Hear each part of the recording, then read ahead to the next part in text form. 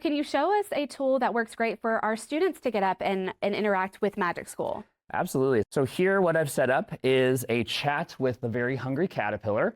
So if you were in a kindergarten classroom, you just finished reading the book, you can actually open that conversation. And the Very Hungry Caterpillar starts the conversation.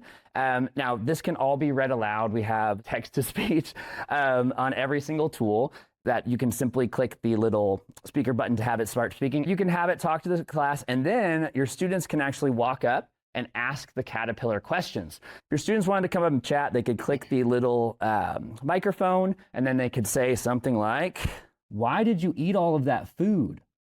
And then hit next.